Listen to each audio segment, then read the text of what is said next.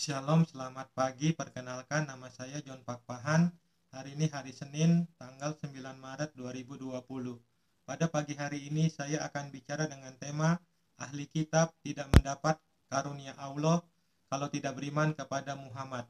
Saya ulangi, pada pagi hari ini saya akan bicara dengan tema ahli kitab tidak mendapat karunia Allah jika tidak beriman kepada Muhammad. Mari kita mulai.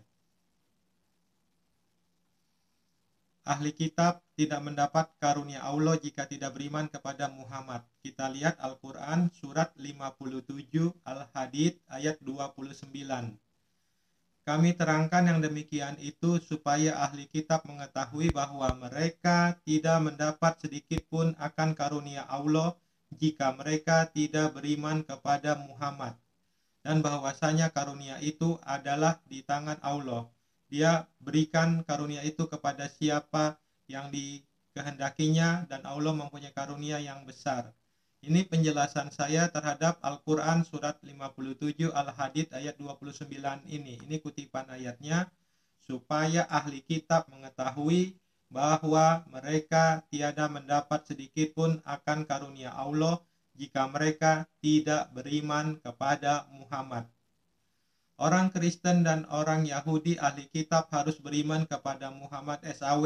Ini adalah pemaksaan dalam Islam. Bagaimana mungkin ahli kitab beriman kepada Muhammad SAW, sedangkan ajaran Muhammad SAW banyak yang bertentangan dengan Taurat dan Injil. Contohnya, Taurat mengatakan daging unta haram dimakan. Muhammad SAW mengajarkan daging unta boleh dimakan. 2. Injil mengatakan bahwa Nabi Isa Al-Masih alaihissalam mati disalib, sedangkan Muhammad SAW mengajarkan dalam Al-Quran Nabi Isa Al-Masih alaihissalam tidak mati disalib, tetapi diangkat Allah SWT hidup-hidup ke surga.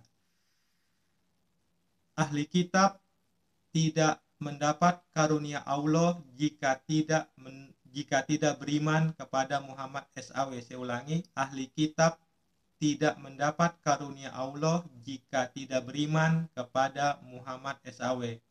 Jika memang benar ayat ini, tolong tunjukkan kepada saya.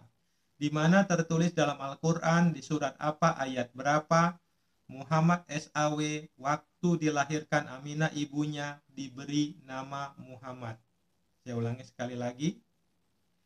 Ahli kitab tidak mendapat karunia Allah jika tidak beriman kepada Muhammad SAW.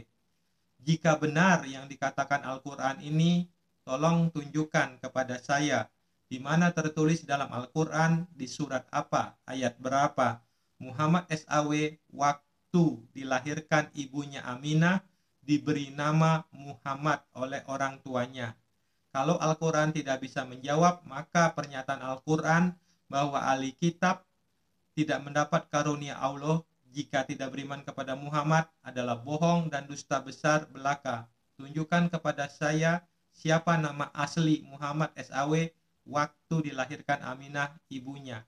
Terima kasih. Shalom. Tuhan Yesus Kristus memberkati.